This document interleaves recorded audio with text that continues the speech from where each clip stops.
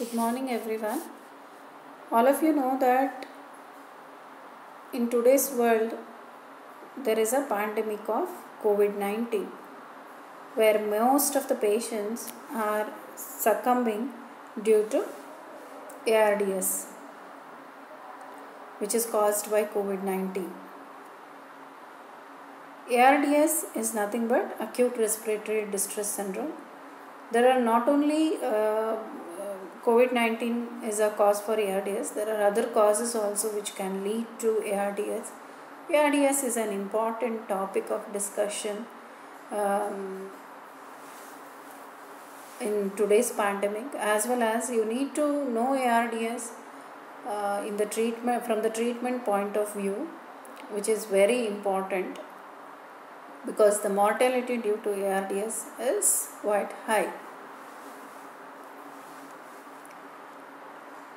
In today's lecture, I will be talking under these headings: how to diagnose a patient with ARDS, what are the etiologies, clinical course and pathophysiology of ARDS, and how are we going to manage a patient or treat a patient with ARDS.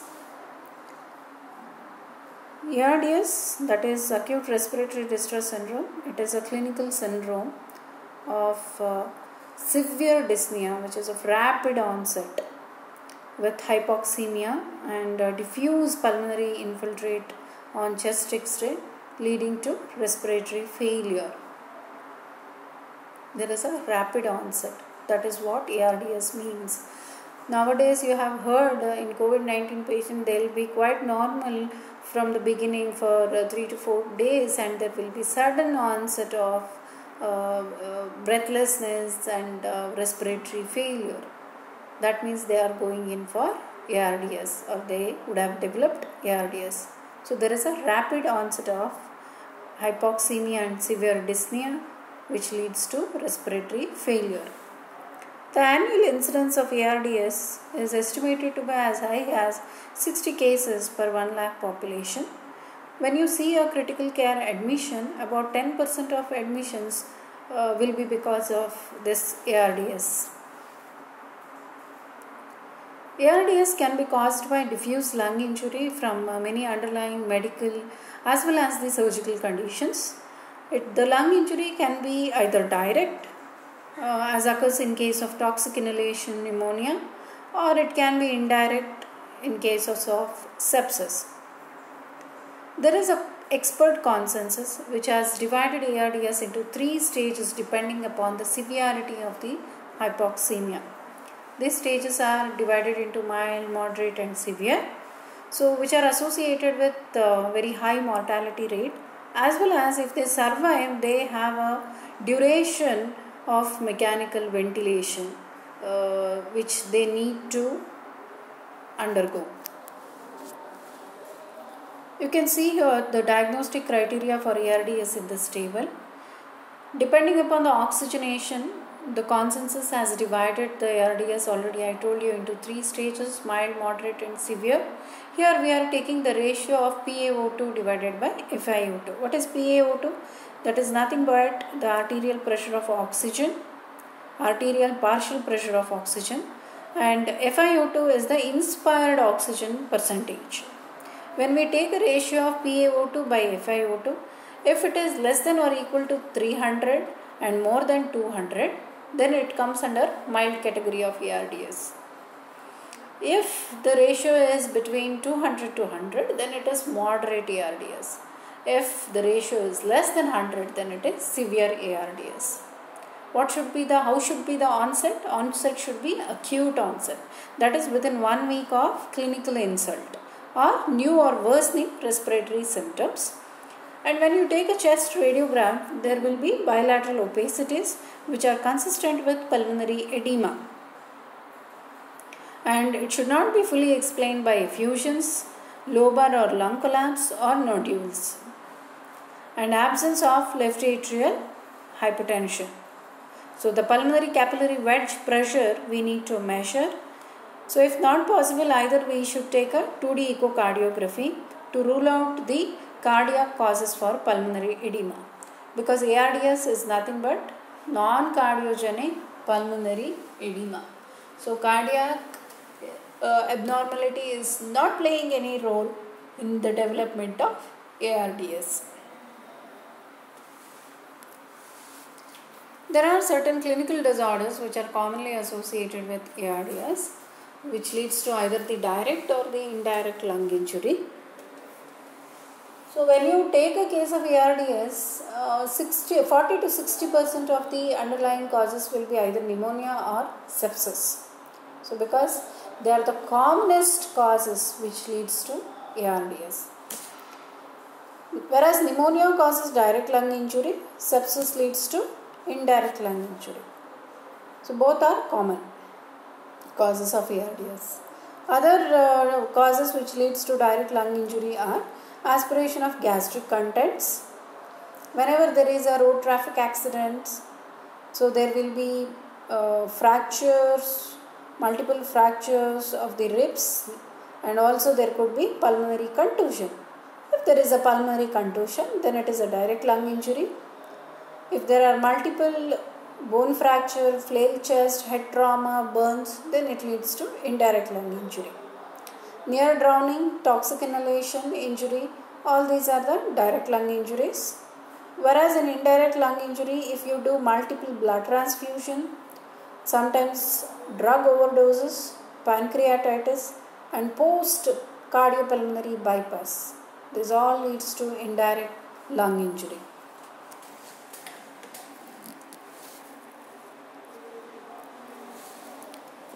The clinical course and pathophysiology of ARDS. What is the clinical course of ARDS? The natural history of ARDS is marked by three phases. One is the exudative phase, other one is the proliferative phase, and the other one is, last one is the fibrotic phase. Each of these phases have a characteristic clinical as well as the pathologic features. What happens in exudative phase? So here there will be a damage to the alveolar capillary endothelial cells as well as the type 1 pneumocytes. So once they are damaged, the tight alveolar barrier will be lost, which will be acting as a barricade for the fluid and the macromolecules. If there is a damage to the alveolar capillary endothelial cells and type 1 pneumocytes, then this barrier will be lost. Then the fluid will exudate from this injury site. So edema fluid that will be rich in protein, those are the macromolecules that start collecting in the interstitium as well as the alveolar spaces. Then there will be release of pro-inflammatory cytokines like interleukin 1, interleukin 8 and tumor necrosis factor alpha, leukotriene B4. All these are released into the interstitium as well as the alveolar space. This once the protein rich fluid is released into the alveolar space, this plasma protein will condense and they will aggregate with the cellular debris and also the pulmonary surfactant to form the hyaline membrane. You can see there from day 0 to day 2 there will be edema. Day 2 to day 7 there will be hyaline membrane formation. Initially there will be damage to the capillary endothelial cells and the type 1 pneumocytes. This leads to loss of barrier to the fluid and the macromolecules. There will be accumulation of protein rich fluid in the interstitium and the alveolar space. After 1 or 2 days, these protein rich fluid will condense along with the leukocytes, surfactant to form a hyaline membrane.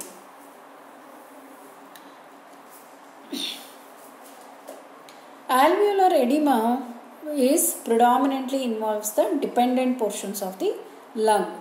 So they have diminished aeration, that is why. Collapse of the larger sections of dependent lung can contribute to the decreased lung compliance. So you can see that the lower lobes of the lungs will be involved more because the compliance of these lungs will be less. And together with this hyaline membrane formation, there will be a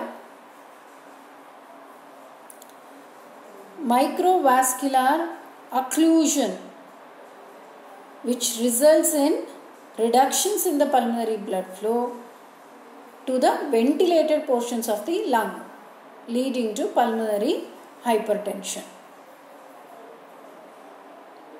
This is about the exudative phase. Next, the patient will go for the proliferative phase. That proliferative phase is from day 7 to day 21. So, exudative phase is the phase when the patient will be requiring the mechanical ventilatory support. Once the patient is in proliferative phase, most of the patient will recover rapidly and they can be liberated from the mechanical ventilatory support. But despite of this improvement, many patients can still complain of dyspnea, tachypnea, and few also can have the hypoxemia. Few are getting improved and others can have progressive lung injury which leads to pulmonary fibrosis during the proliferative phase. So why is this proliferative called as proliferative phase? Because there will be infiltration of leukocytes which are rich in neutrophil, lymphocyte, predominant pulmonary infiltrates. Here in this phase there will be proliferation of the type 2 pneumocytes and they'll try to synthesize the pulmonary surfactant and they differentiate into type 1 pneumocytes. Some repair process will be getting started in the proliferative phase. One side it is getting destroyed because of the more and more infiltration of the leukocytes, and the other side more and more type 2 pneumocytes are getting produced which releases surfactant and also get differentiated into type 1 pneumocyte. Then we have fibrotic phase. So in this fibrotic phase, which occurs 3 to 4 weeks after the initial pulmonary injury, after the 21 days, so it will take about 3 to 4 weeks for this fibrotic phase. So most of the patients will be recovering, but some will be entering into this fibrotic phase where they'll be going in for long-term mechanical ventilation or they might just require the supplemental oxygen. So when they take a histological section of the affected lung, in this phase the alveolar edema and the pulmonary infiltrates and the inflammatory exudate which can be seen in the earlier phases will be converted into extensive fibrosis, and there will be destruction of the acinar architecture leading to emphysema like changes, and there will be formation of the bullae. And there will be vascular occlusion, already I told you, which leads to pulmonary hypertension. These are the 3 phases of ARDS. First one is the exudative phase, which occurs from 0 to 7 days. Then we have proliferative phase. Then we have fibrotic phase. In exudative phase, there will be damage to the alveolar capillary endothelial cells and type 1 pneumocytes, leading to loss of barriers and infiltration of protein-rich fluid into the interstitium and alveolar space, and also formation of hyaline membrane and pulmonary vasculature microthrombi leading to pulmonary hypertension. Then after 7 to 14 or 7 to 20 days, there will be a proliferative phase, that is infiltration of more and more leukocytes, neutrophils and lymphocytes, and also the type 2 pneumocyte proliferation will occur in the proliferative phase. Then few patients will recover from these phases, and many patients will recover, many few will enter to fibrotic phase, which will take 3 to 4 weeks, requiring continued mechanical support and or oxygen therapy. How are we going to treat a patient with ARDS? There are certain general principles that we have to remember before treating the patient with ARDS. First one, the recognition and treatment of the underlying medical and surgical disorders. What is the cause for ARDS? We need to identify that cause and try to treat that cause. Second, minimization of unnecessary procedures and their complications. You need to avoid the unnecessary procedures. Standardized bundled care approaches for ICU patients. You need to standardize the care for these ICU patients with ARDS. What are these extra care you need to make a protocol of is prophylaxis against venous thromboembolism, because patient will be on mechanical ventilatory support for a longer duration. Patient can be sedated, they will not be moving their limbs, more chances of having thromboembolism. So make a protocol to treat them for venous thromboembolism. GIT bleeding, chances of aspiration is higher in such patients. Make a protocol for to prevent the aspiration and to treat the aspiration if there is any. Excessive sedation, then prolonged mechanical ventilation, and these patients will be on central venous catheters, which requires or which is more prone for secondary infections, which need to be taken care of. Then fourth one is prompt recognition of nosocomial infections. Hospital acquired infections. Nosocomial infections are hospital acquired infections. You are treating for one infection or one condition, the patient would have acquired another infection in the hospital setting while he is in ICU. That is nosocomial infections. You should be more suspicious for the recognition of these nosocomial infections. Then provision of adequate nutrition via the enteral route when feasible. Nutrition is a must for a patient.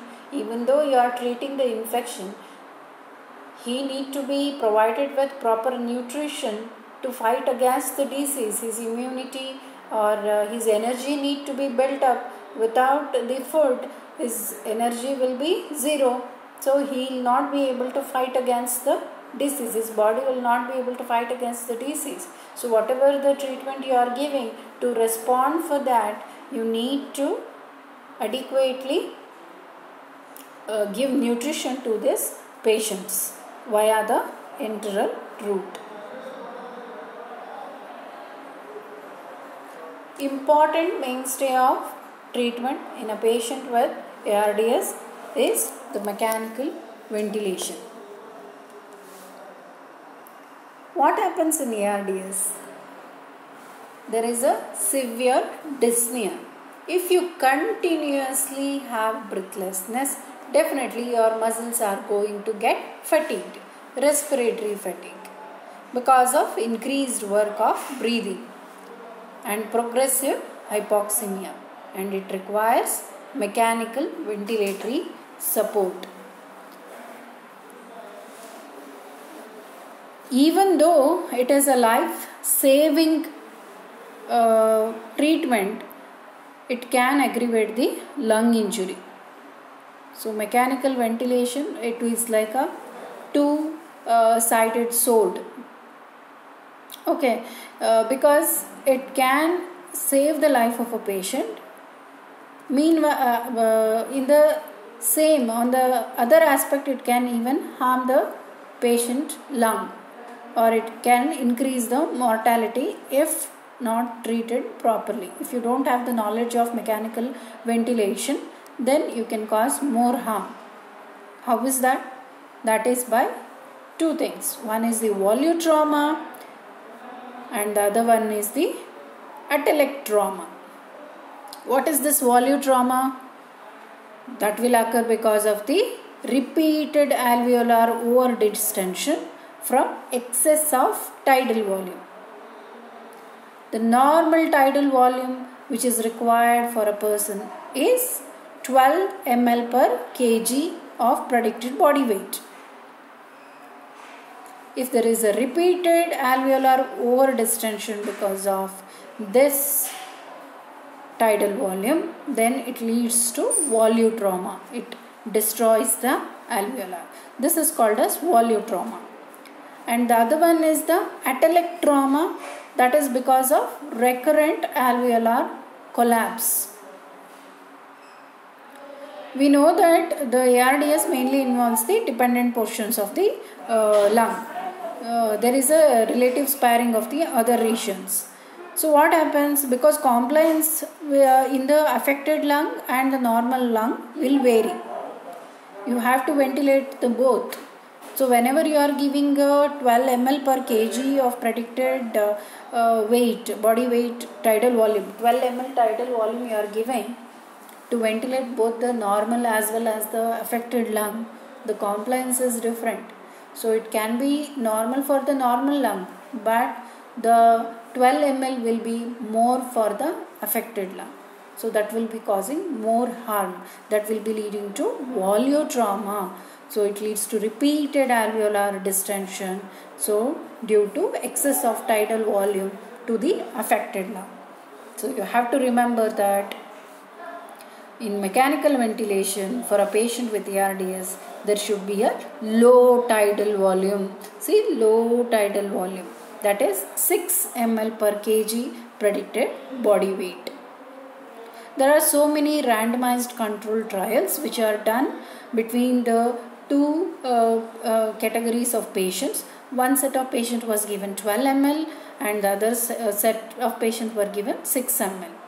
So low tidal volume showed that there is a significant decrease in the mortality rate. Okay, so it is important to give low tidal volume. Other one I told you, the atelectrauma, which occur because of the recurrent alveolar collapse. In ARDS, what happens? There is a loss of surfactant which leads to reduction in the lung compliance. If you don't increase the end expiratory pressure, already there is a decrease in compliance of the alveoli, right, because of the loss of the surfactant. So if you don't increase the end expiratory pressure, that is PEEP, positive end expiratory pressure, if you are not increasing, then there is significant alveolar collapse which occur at the end of expiration with consequent impairment of oxygenation. So there is currently no consensus on the optimal method to set the PEEP, that is positive end expiratory pressure, because the best PEEP, we can tell just the best PEEP, whichever suits to the patient, okay, depending upon the setting of the mechanical ventilator, where the PEEP at which the lower point on the curve to maximize the respiratory system compliance. There will be a curve. So on that curve, if there is a maximum compliance is achieved at what PEEP, that is called as the best PEEP. They have not told any particular value for this PEEP, but they will tell it as a optimal PEEP or the best PEEP depending upon the curve, compliance curve in the mechanical ventilator. If the maximum compliance is achieved at a particular PEEP for particular patient, then it is called as best PEEP. One was low tidal volume and the other one is the best PEEP. Then the third you have to remember in mechanical ventilation is the prone position. So in many trials conducted previously, it showed that prone positioning improves only oxygenation without any mortality benefit. But in recent trials, 28-day mortality with prone position for all patients with ARDS has significantly improved. So there is also mortality benefit. But you need to remember that the critical care givers should be expertised in this prone positioning of a patient, because whenever they are changing the position, there are high chances that the endotracheal tube of coming out and loss of central venous catheter and also orthopedic injury can occur. So the critical care giver should be expertise in prone positioning of the patient. Those three things you need to remember in mechanical ventilation of patients with ARDS. One is the low tidal volume, very important, 6 ml per kg body weight, and the best PEEP, and third one is the prone positioning. There are other strategies in the treatment of patients with ARDS. Other one is the lung replacement therapy with ECMO. It is done in very few settings, like in UK. They have a ECMO center. It has shown a benefit for patients with ARDS, but it cannot be done in all the settings. Then what about the fluid management in patients with ARDS? There is already fluid, already the pulmonary edema, interstitial fluid which is accumulated in the lungs. How you have to treat?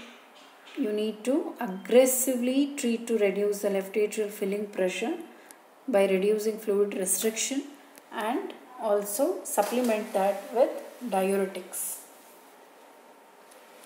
What is the role of neuromuscular blockade?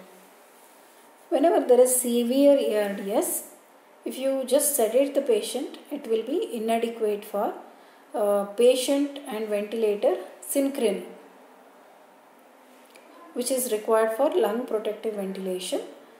So there are trials which are conducted which shows that early sedation as well as or along with neuromuscular blockade will help to maintain a very good patient ventilator synchrony to improve the lung protected ventilation. So early neuromuscular blockade is an essential step. You need to remember that there is no role for glucocorticoids in patients with ARDS. There are other clinical trials which are going on for the treatment of ARDS, that is like surfactant replacement. So they are still under trial. There is no clear-cut guidelines for their use in the management of ARDS. So how we are going to manage the patients with ARDS? Mechanical ventilation, tidal volume should be less than 6 ml per kg body weight, optimal PEEP, prone positioning, and you need to minimize the acidosis. That is, pH should be maintained more than or equal to 7.3 by mechanical ventilator support, and diuresis to maintain the mean arterial pressure of more than or equal to 65 millimeters of mercury and avoid the hypoperfusion. This was about acute respiratory distress syndrome and its management. Thank you.